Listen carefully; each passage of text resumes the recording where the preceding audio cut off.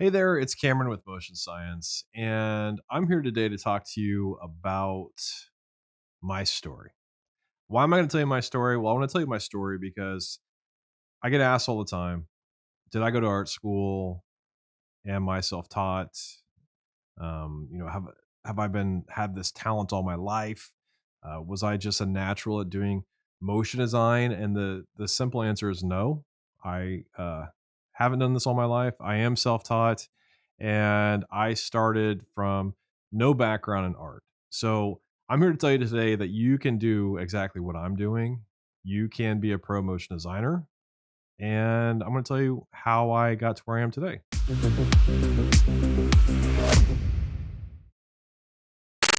Okay, so let's talk about my story. So, what is my story? Well, it's kind of a long story, but I'll start at the beginning.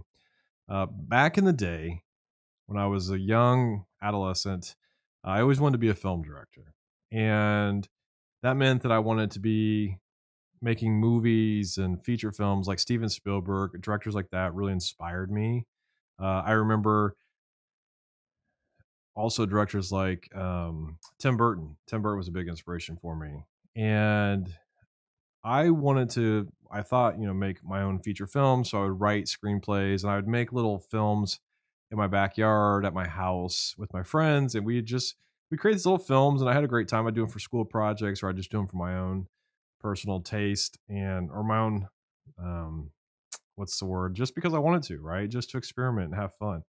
And so I started doing that when I was an adolescent. I got into high school, and in high school, I had my heart broken by a girl, and when that happened, I decided to make a music video about how I was feeling. I wanted to express myself, and I didn't know how to do that. So music has always been a huge inspiration for me. So I set out with some of my friends, and I kind of just created a music video. I took a popular song that was on the radio, and I took that song and I put visuals to it, and I spent several weeks, and I actually shot all this footage with my friends. And then I went back and I actually hired a professional editor, and I paid him several $100s, which, to a high school student is quite a bit of money. And we made this music video, and I got a lot of really great response from it. So I actually entered it into a film festival, and lo and behold, at the film festival, I won like first place. I got a prize, and I got some accolades from some different editors that came in from Hollywood. Now, mind you, I lived in Kansas at this time, so it was a big deal. I was like, just getting this recognition, this praise for my talent was a huge deal to me. So I thought I'm pretty good at this. So end of high school, I applied to go to college, USC in Southern California. At the time, I don't know if it still is, but at the time, it was like the number one film school in the country. I applied to USC and I applied to NYU, the two top film schools. Well, what happened was NYU sends me a letter, they reject me.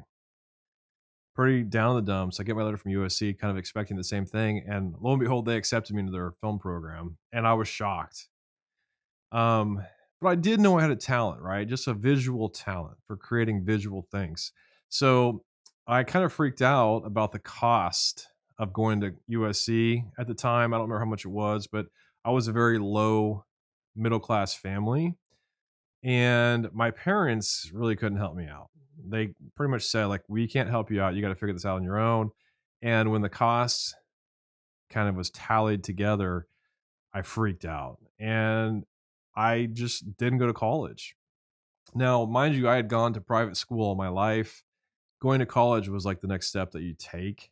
And all my friends went off to college. So they all left for college. I stayed behind, and I mean, honestly, I felt like a failure. Uh, and I think to some of them, they kind of viewed me as like, man, that guy had a lot of talent. It's too bad.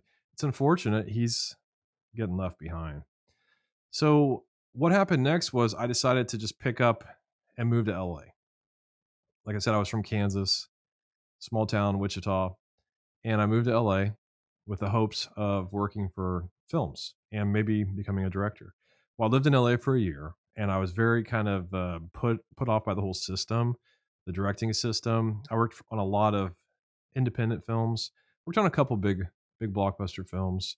Got to work with Tim Burton, which was pretty cool, just as a location assistant. So it's not like I was directing with Tim Burton, but I got to, see him in action. It was pretty awesome to see all that stuff. But um, I ran out of money, basically, is what happened in LA. It's very expensive to live there. I didn't make very much at all working on feature films and as a PA. So I had to move back to Wichita after 1 year in LA. And that was another like big shock to my system, another failure, right? It was just like, man, I didn't go to college. I moved to LA thinking I'd make it there. Didn't make it. I'm back in my hometown. I actually moved back in with my parents. And I just felt pretty down in the dumps about myself. So I always had this plan that I was just going to spend a few months back at home, make some money. I had a friend who arranged a job for me, make the money, go back to LA, do my thing. Well, I met a girl and fell in love with this girl. And lo and behold, before we knew it, within a few months, we were expecting a baby. And as you can imagine, my life really flipped upside down at that point. And so I couldn't go back to LA. I had to do the right thing and support my son and this woman I fell in love with. And so the next thing I know, I'm having a baby. Well, being a young dad, I think I was 23 at this point and have this little baby. And a friend of mine offers me a position at a TV station in Wichita. And this was a Fox affiliate station. And it was a great opportunity, and that's why I took it because all of a sudden, here I was a director, I was a writer, I was a producer, and I was a camera operator, and I was an editor, right? And these five things, like they all fell into this one role for me, and there was me and like a couple other people that had this role, and we got to make commercials for different local clients to the Wichita area. So Wichita is a town of like 400,000 people, lots of car dealerships and pawn shops and little mom and pop shops. And so that's who I was making commercials for. It was nothing super exciting. At the time, I was proud of it because I was making, I was getting to be creative. I was getting to write these scripts and the budgets for these projects were low, like $500, right? And the client would spend $500 thinking like that was the be all end all budget, paying you so much to do this project, you got to make it look awesome. I was also working for like attorneys and pawn shops and things like that. Things like that weren't necessarily like the highest caliber of clients, but I got a lot of opportunity. Well, during this time, I think I was there for 2 years. During this time, one of my buddies there introduced me to After Effects. And he was really intrigued by it. And I was too. I was just like, wow, this is really cool. I had never heard of motion graphics. When I lived in LA, motion graphics wasn't a thing yet. And so I started playing around with After Effects and I was so fascinated by it that before I knew it, I bought myself a Mac, an Apple computer at my house. And at night, so I'd work during the day, I'd come home and I would take care of my son. My wife would then go off to work. We're trying to make ends meet. As soon as my son would go to bed, I would stay up late into the night working on projects in After Effects and a 3D program called Lightwave. And I just started creating as much as I could. I was so fascinated by the process.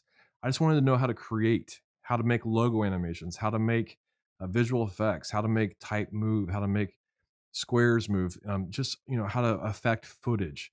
All these different things that became part of what motion graphics is today. So I spent a good amount of time, maybe about a year, I think, working, figuring out After Effects and building my little reel. It was all spec work. I'm a big fan of spec work. I believe that spec work for yourself enables you to create the type of work that you want more of. I don't believe in creating spec work for somebody else for free. That's a whole different topic. But for creating spec work for yourself, it's an amazing opportunity to create the type of work that you want to get. The type of work that fulfills you creatively is what you create in spec work. So I created a demo reel and I sent this demo reel off to a big production house in Kansas City. So Wichita's in the middle of Kansas. Kansas City is up on the top right corner of Kansas. It's split between Kansas and Missouri. And this production house called me up and said, "Hey, we'll do an interview with you. We want to talk to you."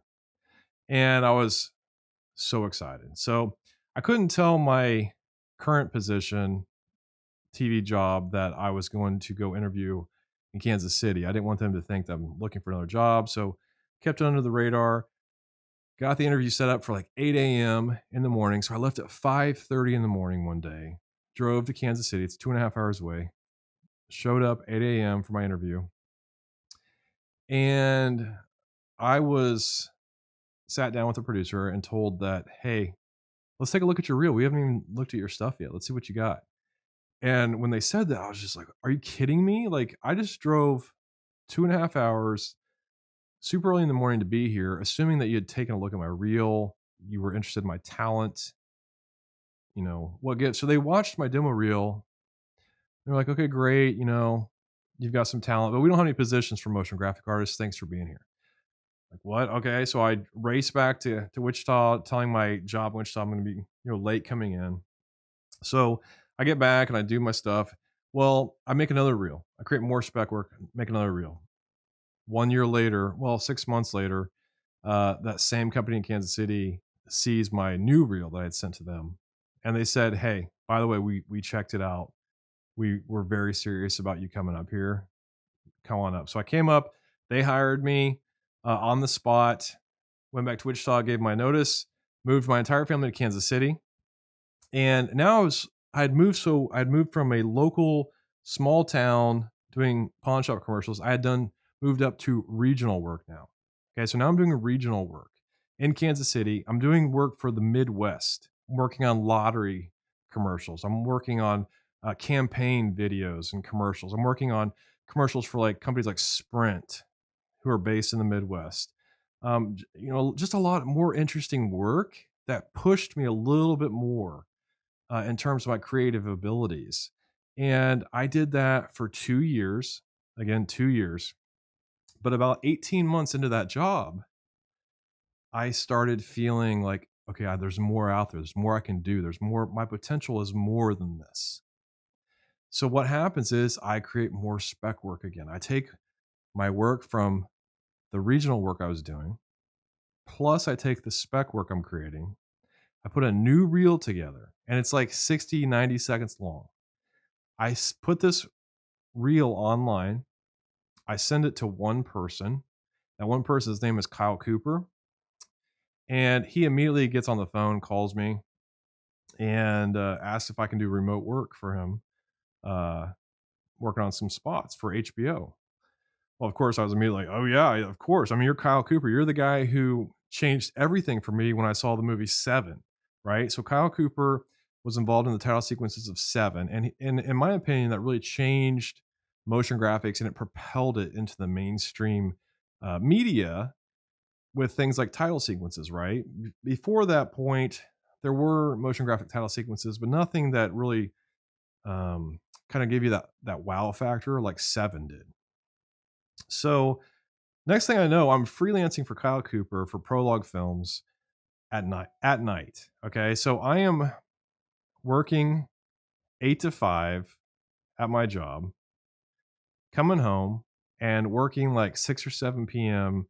until sometimes 2, 3 o'clock in the morning for Prologue Films. And now something I forgot to mention is during this time I'm going through a divorce, right? So the thing with the woman I'd fallen in love with just didn't work out, and we're separated. So I'm a single dad at this point. So I have my kids 1 week on, 1 week off. Well, I'm taking care of my kids when I can. I'm working my butt off. I remember one night working until 6 o'clock in the morning, going to bed until 7:30, getting up, taking my kids to school, going back to my day job, and then just repeating. So what happened was, um, I'm doing this for like a couple months. And one day, a producer at the job I'm at sees me working on this stuff, and she kind of runs off and tattles to the owner of the company. Next thing I know, the owner of the company says, you can either do one of two things. You can give us a cut of your freelance work that you're working on, or you can walk out the door right now. Which I was like, are you kidding me? Like, why would I give you a cut of my freelance work? It's at night. It's a different company. LA, we're in Kansas City. There's no competition here. So I walked out the door. And at that moment, I became a full time freelancer. Okay. So I was fortunate enough that I continued to get work from Prologue Films for weeks and weeks and weeks. I also had some other clients start kind of slowly coming in. I was doing all animation type work, right? And then one day, a company called Digital Kitchen calls me up and says, "Hey, we love your work. We saw your reel. Would you do some style frames for us?" And I'm like, I know what style frames are, but I'm not a designer. I've never taken an art class. I've never taken a drawing class. No type of art class ever. Even in high school, I would typically do the more academic based programs versus like the more fun free program or the more fun artistic programs. I did some theater and things like that, but um, I was scared to death, honestly.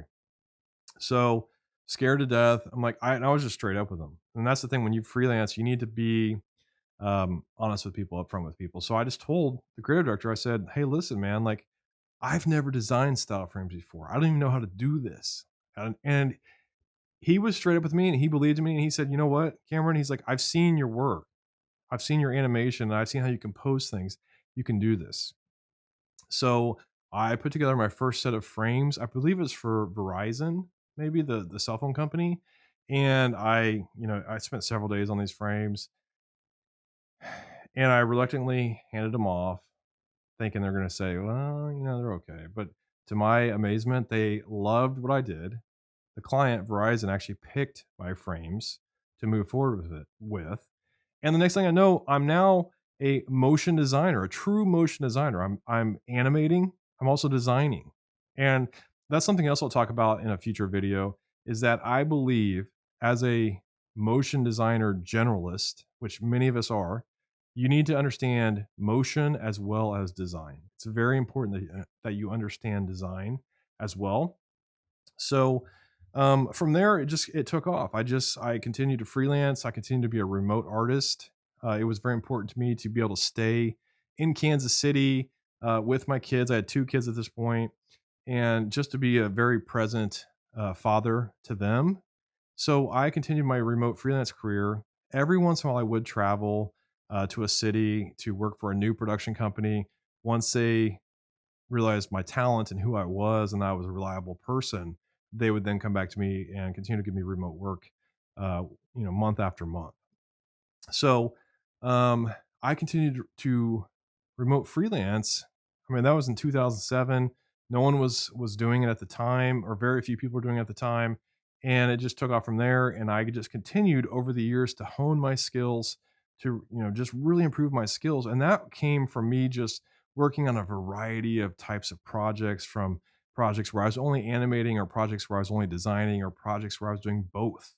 There was projects where I was in charge of the overall creativity of a project, and there was projects where I only worked on 5 seconds of a piece, and I was just part of a team. It didn't matter because I just continued to do what I could do best, and that is the moral. I guess the moral of the story is, and this is a long story about my journey, but it's that anybody can do this if you put in the time and you put in the effort and you push yourself and you get uncomfortable and you do things that scare you. You will become a amazing motion designer. You just have to put in the time. I see a lot of motion designers who just they want that instant satisfaction. They think that if they learn this program or this program or this program, that's the key. No, you need to understand motion and design. You need to just dive in the trenches. You need to experiment, push yourself creatively, and you will get there. And I mean, I'm testament to that. I also have other motion designer friends who have very similar stories, who just kind of came up from nowhere and became amazing artists. So you don't have to have the traditional art school. You don't have to know how to draw. You do have to understand some basic concepts of design to become an amazing motion designer, but you can do it. So hopefully my story will help you feel inspired to think that you can and to know that you can do it. And that's all I've got for you today. Thanks for taking the time to watch this video. There's going to be more of these coming out very soon. Until next time, I'm Cameron, and this is Motion Science.